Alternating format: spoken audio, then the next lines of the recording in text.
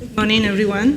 First of all, I'd like to thank all the scientific committee and organizers of this European Aniridia conference for inviting me to give this talk today. I'm totally sure it will be a very fruitful and successful meeting.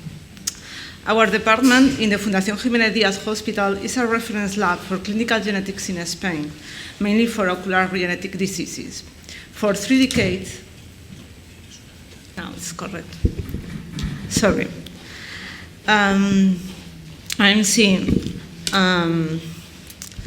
that our department is a clinical reference lab for genetics in Spain, and for the last 3 decades, we've collected the largest patients cohorts from different rare ocular diseases in our country, mainly inherited retinal diseases, but also congenital ocular malformation. Today, my talk focuses on our experience in improving the testing for Aniridia and allied diseases. Thanks to the implementation of new technologies based on genome sequencing. In the first slide, I'm going to review some of the genetic aspects of Aniridia. The classical phenotype of Aniridia is a genetic disease, so molecular testing can help to confirm a clinical suspicion or establish a differential diagnostics in case of clinical doubts. The identification of a genetic cause can also have a great impact in the genetic counseling and open the possibility of performing prenatal genetic testing.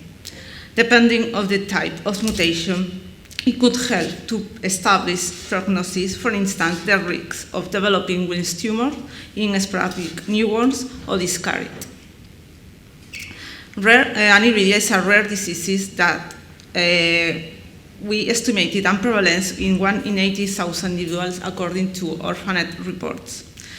It's a virtually monogenic disorder caused by rare variants in the PAX6 gene with a strong pathogenic effect leading to haploinsufficiency and an autosomal dominant inheritance, so that Aniridia may be present in relatives from several generations, as we can see here in this pedigree, but PAX6 mutation may arise de novo in sporadic patients and no family history. In both cases, there is a 50% risk of transmitting the mutation for the offspring. Aniridia is a monogenic but a complex disorder in terms of phenotypic manifestation. Although the term Aniridia refers to the lack of the iris, patients show a highly variable iris phenotyping, including hypoplasia, atypical coloboma, pupil irregularities, or even a complete iris with minor structural defects.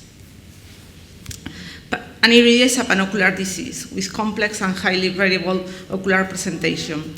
Apart from the hallmark signs of Aniridia, posterior segment is also affected, and nearly all patients have a variable degree of foveal hypoplasia, and other parts of anterior segment are also affected. The phenotypic complexity seems to be related to the crucial role of PAX6, which is a transcription factor strongly conserved across evolution. Defects on PAX6 lead to a variety of severe ocular malformation in different animal experimental models, such as the Drosophila-IIS or the mouse small eye. In humans, PAX6 defects are related to a phenotypic spectrum, not only with the known as classical Aniridia, but also with milder forms or even atypical presentation such as microphthalmia. PAX6 is a key regulator of several gene networks during early and later stages of ocular development.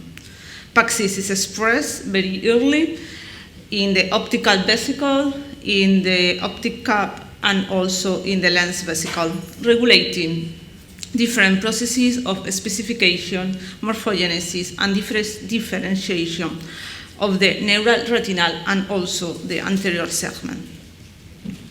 During embryogenesis, the expression of PAX6 is strictly regulated in a spatial temporal way, Today, more than 30 highly conserved enhancers of the PAX6 expression have been identified through the PAX6 locus. The coding regions of PAX6 are located in a specific region of the chromosome 11. It's called 11p13. Spans around 22 kilobases. But PAX6 have a complex regulatory domain in which the enhancers can be located in intronic position, but also upstream and in a region, in a cluster of enhancer in a downstream regulatory region called also DRR. In this region includes crucial elements for the expression of PAX6 during the ocular embryogenesis, such as CIMO, that this is located quite far along of PAX6, around 150 kilobases, and has been directly involved in the pathogenesis of aniridia. In humans, the PAX6 gene has 14 exons, including 3 non-coding exons in a quite long 5' UTR. PAX6 encodes 2 very similar protein isoforms with three functional domains, the paired and the homeodomain for the DNA binding, and a C-terminal proline threonine enriched domain, which regulated the transactivation of target genes. As you know, defects or different defects in PAX6 lead to aniridia. Most of the patients carry punctual variation in the nucleotide sequence of PAX6, but also chromosomal microdeletion of the 11p13 regions are also a frequent cause of aniridia in about 1/4 of patients. The genes included in the deletions may strongly influence the patient's phenotype. When the microdeletions spans only few exons of the full PAX6 or even only the downstream regulatory regions, the patients will manifest a non-syndromic isolated aniridia. But in some patients, the macrodeletions can have hundreds of kilobases, affecting also some of the contiguous genes. If the deletions included PAX6 and WT1, the patients can develop a more severe phenotype called the Ward syndrome. As you know, this is the acronym of Wills tumor, aniridia, genitourinary anomalies, and developmental retardation. However, the phenotype is very variable, so not all patients manifest all these 4 features. Patients are at high risk of Wills tumor, of developing this pediatric nephroblastoma that usually appears before the 3 years. And sometimes the deletions are extra large and can include the BDNF gene, and the patients have a variety of the Ward syndrome called Ward growth because they can develop early onset obesity and also some metabolic symptoms. Other deleted genes may perhaps modulate the expressivity of the extraocular symptoms in the Ward syndrome, as suggested for PPRG4 with intellectual disability, or a higher risk of Wills tumor with LMO2 gene, but little is known about this. To date, more than 700 different variants in the coding sequencing of PAX6 have been described in the literature on mutation databases. About 40% are located only in 2 exons, exons 5 and 6, encoding the paired domain for the DNA binding. But also some hotspots have been identified. In fact, only 4 recurrent mutations in exon 2 8 to 11, representing around 20% of the total number of patients in human PAX6 mutation database. It's a pity, but these databases was not updated for the last 4 years. So currently, there is not a fully updated registry covering the complete mutational spectrum of PAX6. PAX6 variants led to different clinical presentation depending on the nature of location of the mutation. Overall, 85% of the mutation, mainly nonsense and friendship, are expected to cause haploinsufficiency and are widely accepted to cause classical aniridia with iris and foveal hypoplasia. But a great expressivity variability has been described even for the carriers for the same mutation in families. Deletions affecting the downstream regulatory regions have been associated with a milder phenotype of incomplete aniridia in some patients. The missense variants affects conserved amino acids in the DNA binding domain and lead to a highly variable presentation for classical aniridia, but also incomplete phenotypes of isolated foveal or optic nerve hypoplasia, but also atypical phenotypes such as syndromic microphthalmia. Different attempts of unveil other genotype-phenotype correlations with specific phenotypic outcomes has been reported, but it would be necessary to study large cohorts of patients with more homogeneous clinical evaluations to confirm or rule out these observations. In the next few slides, I'm going to do a quick review of the genetic protocol and different technical approaches we can use for the genetic testing of aniridia. In the standard protocol, is based on the screening of the sequencing of PAX6 and the analysis of microdeletion of the region 11p13. Prioritizing this later analysis in order to discard the WARC syndrome in children below 10 years and not family history. But now, during the years, different techniques can be used for the genetic testing of aniridia with different sensitivity and resolution. So we have to choose the most appropriate methods for each patient and each situation. In general, we can use two main methods: chromosomal testing, including the karyotyping or the FISH analysis, to analyze copy number or structural variants in whole chromosomes, or molecular testing, in which we use DNA to identify also copy number variants or sequence variants. The microdeletions have been long screened using chromosomal analysis, but karyotyping has a low resolution to detect deletion smaller than 10 megabases. And FISH is a targeted analysis, so other variants can be missed. Both approaches cannot refine the breakpoints of deletions. Then molecular approaches such as MLPA or more accurately microarrays have to be used to confirm the size and involving genes.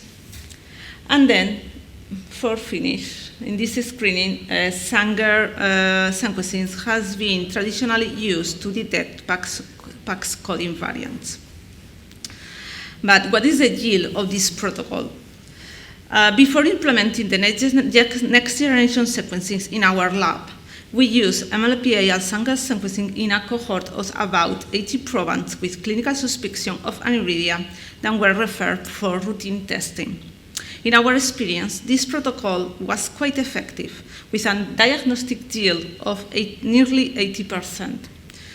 21% presented the microdeletions that were further refined using microarrays. 55% of probes have PAX6 coding variants, including clearly pathogenic mutations, but also 10% of variants of unknown significance. And finally, 23% were PAX6 negatives. In recent years, we have new generation technologies for the high-throughput sequencing of DNA that were very promising for improving the genetic testing in rare diseases in two ways, especially for Aniridia. First, in only one test, we could screen punctual and copy nomen variants, and then decrease the time at the cost of the genetic testing of Aniridia. Secondly, we could screen the non-coding regions in PAX6, but this is depending on design and further bioinformatic analysis. We can use two different approaches of next-generation sequencing, targeted screening of the regions of interest, but also whole genome approaches, each one with different pros and cons. Briefly, I want to explain you some aspects of these approaches. We can sequence a targeted panel with only the genetic or the genes or the genetic of interest of Aniridia and allied disorders. This approach is very cost-effective because it allows for sample multiplexing.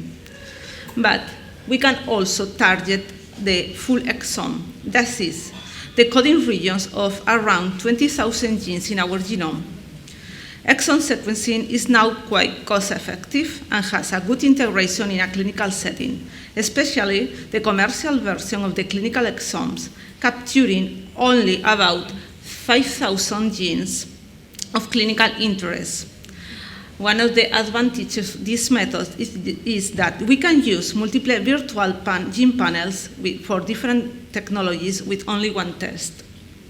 And finally, genome sequencing is the most complete analysis of all genes and non-coding DNA. Briefly, I'd like to show you our experience in the use of next-generation approaches for improving genetics testing in Aniridia and allied disorders. First, we developed custom Aniridia panels to capture the full PAX6 locus, including introns, UTRs, and also the enhancer of PAX6. In parallel, we developed a custom microarrays for microdeletion analysis at the work locus. In both cases, more than 100 genes were also included in the panel for differential diagnostic with other developmental diseases. We further designed a new gene panel to improve the detection of the microdeletions in the Ward syndrome using next-generation sequencing. And now we are using clinical exome sequencing in our department as a first-line tool to analyze punctual variants and microdeletions in only one test. The advantage is that different ocular disease can be analyzed at the same time by means of virtual panels with genes with enough clinical evidence. All these approaches increase the yield for genetic testing in our cohort by 20 points to 95%. Most of the patients have different PAX6 variants, but also we found likely pathogenic variants in other genes related with anterior segment Jiménez. Using our custom Aniridia panels, we found a high frequency of potential pathogenic non-coding variants in several non-coding regions. And then our work reveals the clinical utility of the screening of non-coding regions, which usually are not covered by clinical exome sequencing. Most of the variants of unknown significance found in our cohort were predicted cause aberrant splicing of PAX6 through non-canonical splicing sites. Then, we performed expression analysis to study the functional consequence of this potential splicing variant using in vitro mini-genes covering the full PAX6 gene. We tested a lot of potential splicing variants, including non-canonical variants, synonymous, missense, and deep intronic variants. Also, in some cases, we perform ex vivo analysis using lymphocyte cell lines from patients. Both approaches help us to confirm the pathogenic involvement of variants of unknown significance or even several synonymous variants that were initially considered as benign. Next-generation sequencing reveals phenotypic and genotypic overlapping. It's true that PAC6 is the main gene in our cohort, explaining nearly all the cases with classical aniridia, but also is implicated in other atypical ocular presentations. In fact, next-generation sequences reveal the presence of missense and f-stop loss variants in PAC6 in patients with a high variety of phenotype referred, such as isolated foveal hypoplasia, congenital nystagmus, ocular albinisms, or even congenital cataracts. Now, we know that these patients have incomplete aniridia. For that, PAC6 should be considered for differential diagnosis when low vision and nystagmus are present. In our cohort of patients with aniridia-like, 1 of 4 patients has variants in overlapping genes of anterior segment dysgenesis, mainly the dominant FOXC1. But we found also variants in other potential candidate genes.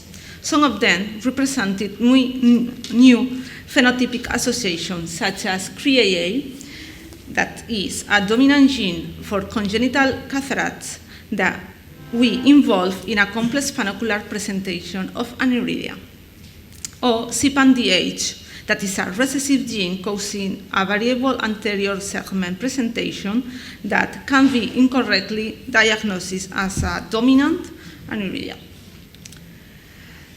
As Dr. Alio just explained it, in view of this old evidence, last year we proposed an updating algorithm for the genetic testing and counseling of aniridia and allied diseases with all these recommendations. You can find this in an open translated version in English in the web page of the Spanish Society of Ophthalmology.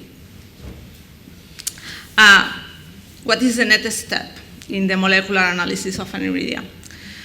Genome sequencing is a very promising tool, and sequencing cost is dropping last years. But in comparison with other next-generation sequencing approaches, it's still costly. It demands a more bioinformatics analysis.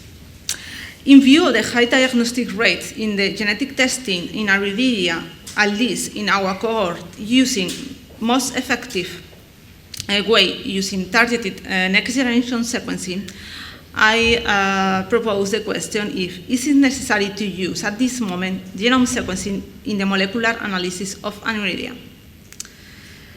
Genome sequencing can unveil cryptic structural variants and also non-coding variants which are both missed in exome sequencing. But even using the common short-read sequencing, for example with Illumina platforms, is still challenging to detect structural variants involving repetitive regions. Now we have new technologies, emergent technologies that allows the long-read sequencing that can potentially overcome these limitations and allows for a better detection of inversions and translocations. The last 2 years, we are using genome sequencing to study a few patients that remain unsolved in our cohort of aniridia using short and long-read approaches. I'm going to show one example of the successful application of long-read genome sequencing for reveals cryptic structural variants in our patients. Thanks to a grant for the European program Easy Genomics, we analyzed the few patients with classical aniridia and PAX negative for our cohort. This is a large project that we include also more patients with other ocular presentations, such as inherited retinal dystrophies, and we use the Oxford nanopore technology.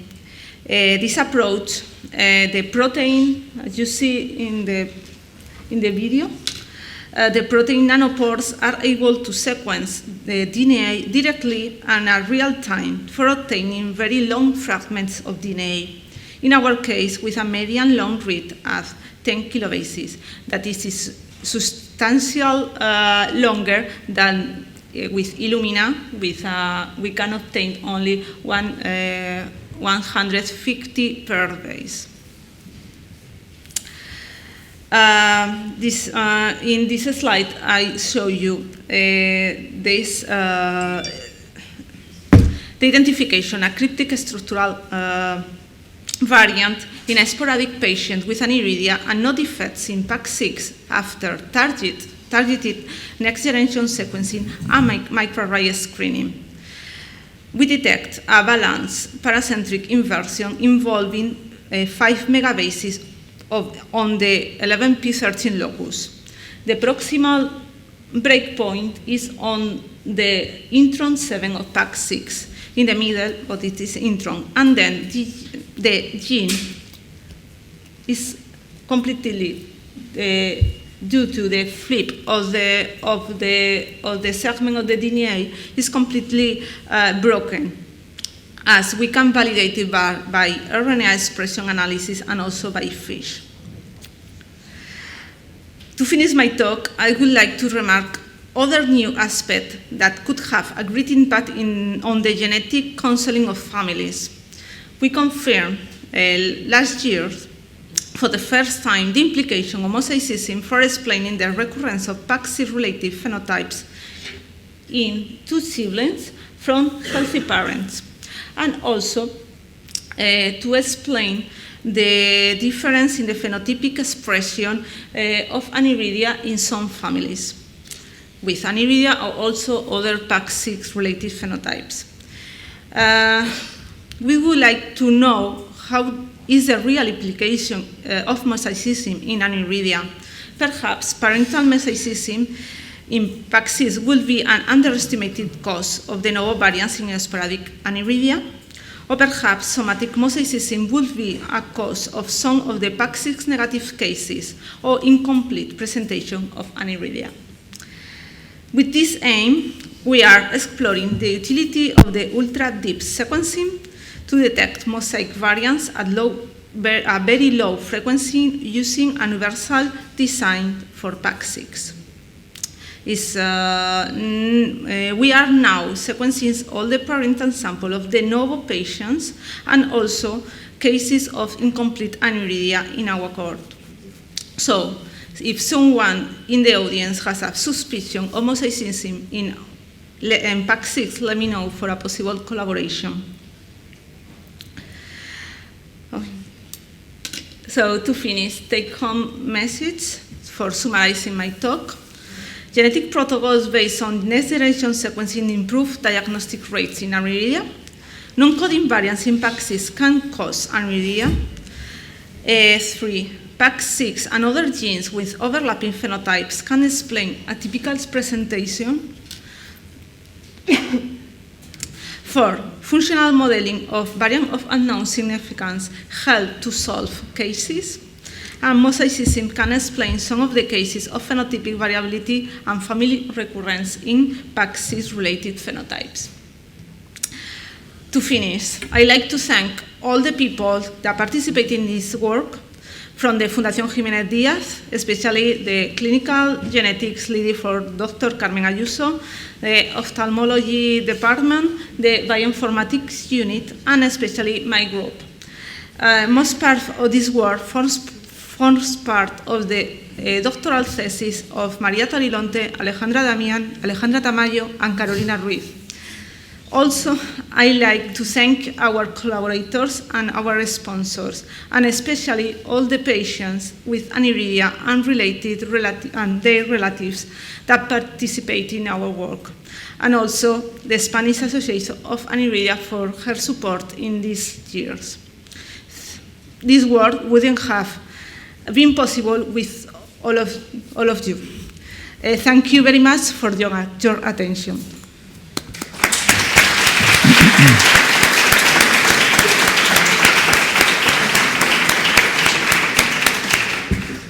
Thank you, Marta, for this outstanding presentation, and I think that this is one of the real hopes in the future, the genetic testing and genetic manipulation, but this is far away, but it's a great lecture. Thank you very much. Thank you.